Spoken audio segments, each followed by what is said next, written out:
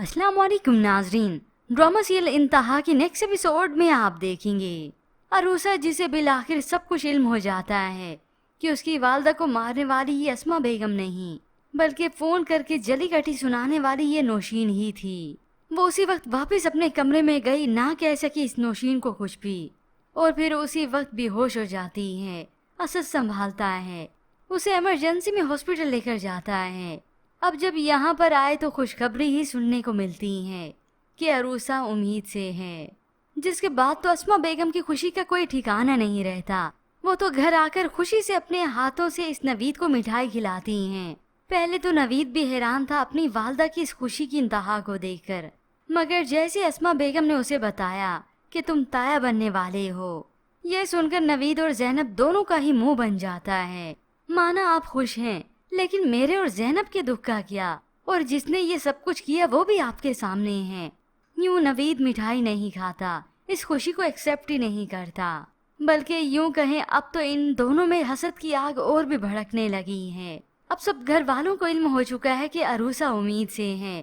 जैनब का तो रो रो कर बुरा हाल है, और यहाँ पर अरूसा जो कि इत्तफाकन नौशीन बेगम के कमरे में आने लगी, तब ये नौशीन बेगम अपने अंदर का जहर ही उगलती है।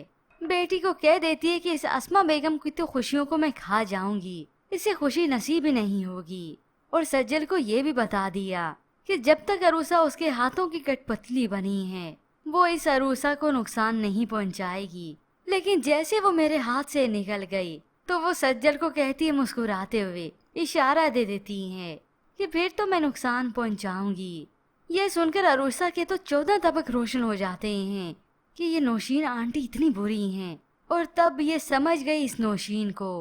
अब की बार ये अरूसा सियाने ही निकले कि नौशीन के सामने चूं भी ना करे, और बज़ाहिर उसे दिखाए कि वो उसके हाथों की कठपुतली ही बनी है। यूं अरूसा रुक गई, वो कुछ नहीं कहती, और इस नौशीन का ड्रामा उसके साथ जारी रहता है।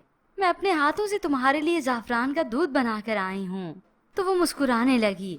अब जरूर वो नौशीन को यही कहेगी कि आपने क्यों तकल्लुफ किया, कोई बात नहीं मैं ले लेती।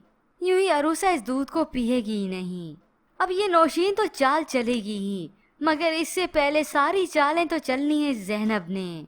अरूसा तो उसे वैसे भी बर्दाश्त नहीं होती थी, मगर अब जब ये माँ बनने वाली है तो भला इससे बर्दाश्त कैसे होगा। इतना तक कि ये जैनब तो जानबूझकर अब इस अरूसा को नुकसान पहुंचाएगी, इसे सीढ़ियों से धक्का दे देती है और अरूसा पेट के बल जा गिरेगी। यूं ही वो इसे नुकसान पहुंचाती रहेगी। घर का तनाव और भी बढ़ता चला जाएगा। मगर नौशीन बेगम को ये मालूम नहीं कि जो गड्ढा वो दूसरों के लिए खोद रही है, उसके अपने लिए तो खुद ही खोद चुका है।